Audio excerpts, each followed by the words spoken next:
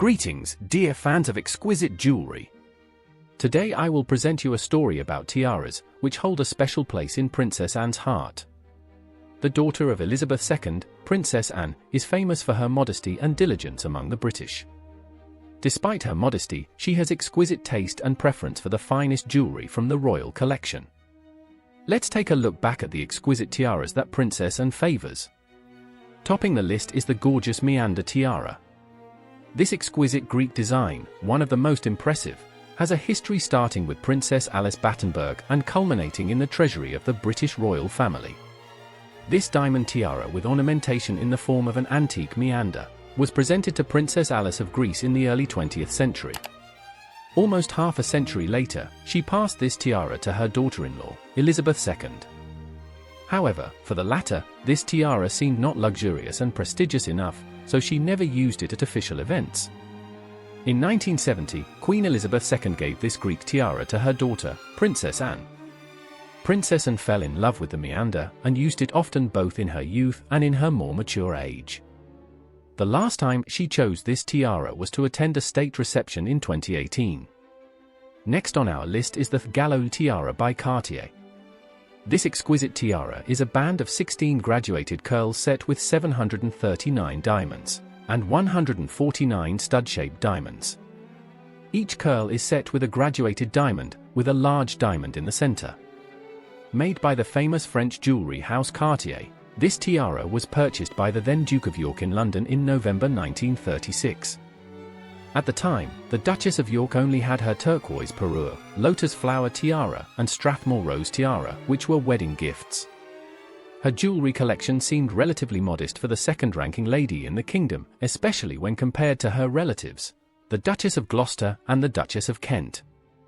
The Duchess of York first appeared in her new Gallo tiara at a gala in November 1936, just days before the abdication of King Edward VIII. After which King George VI ascended the throne and his wife became Queen Elizabeth. After Queen Elizabeth II came to the throne, the Gallo tiara was used at several galas and for portraits in the late 1930s. It was then given as an 18th birthday present to her eldest daughter, Queen Elizabeth II, in 1944, but was never used publicly by her. However, it was often lent to her sister, Princess Margaret, from the 1940s to the 1960s. Princess Margaret returned the tiara to the Queen in the early 1960s when she acquired her own Baltimore tiara. A few years later, the Queen lent the Cartier Halo tiara to her only daughter, Princess Anne.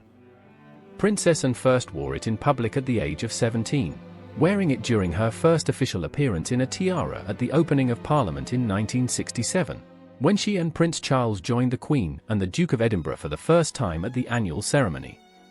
We saw the princess in a tiara at a Japanese state banquet at Buckingham Palace in 1971, during a British state visit to Thailand in 1972, and during a visit to the Netherlands in 1972.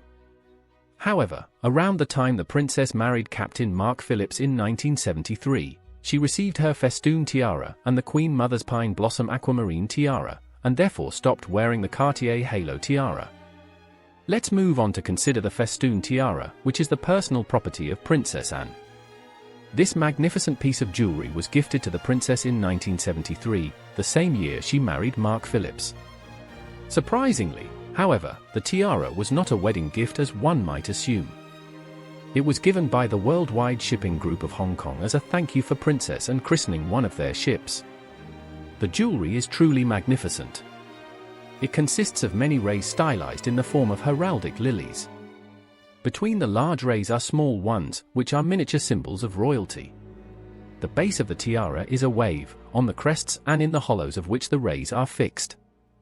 Every millimeter of the tiara is studded with diamonds of different sizes. It is not just a tiara, it is a real crown for a real British princess. Since that very year, Princess Anne has hardly changed her tiara. She often appeared in festoon jewelry at state banquets, combining it with her diamond garland necklace. A diamond brooch in the form of a bow was incredibly harmonious to such a duo. However, despite favoring this tiara, Princess Anne is not lacking in generosity. In 2008, she first lent her favorite piece to bride Autumn Kelly, who wore it at her wedding as a veil accessory. At her wedding to Anna's son Peter Phillips, autumn sparkled and glittered.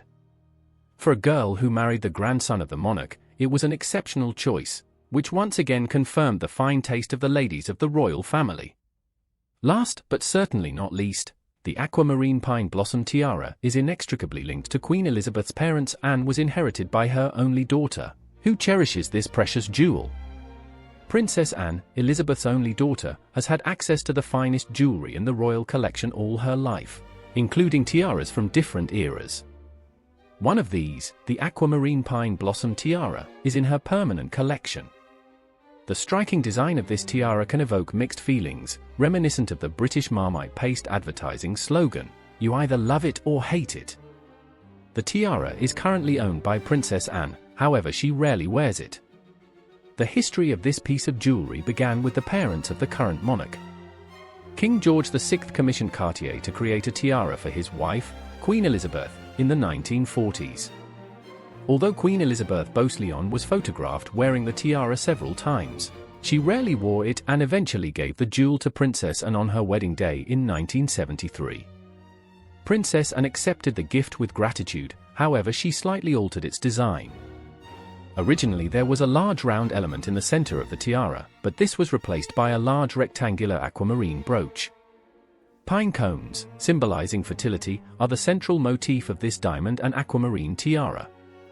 Adorned with exquisite colored aquamarines and diamonds in the late Art Deco style, the tiara was designed and produced by Cartier especially for King George VI, who was preparing a gift for his wife, later known as the Queen Mother, for their 15th wedding anniversary. The monarch placed the order in 1938, paying £850, but the jewel was used rather infrequently. Originally, the centerpiece of the tiara was a pine flower, but after Anne redesigned the jewel to make it easier to wear, an emerald-cut aquamarine replaced the flower in the center.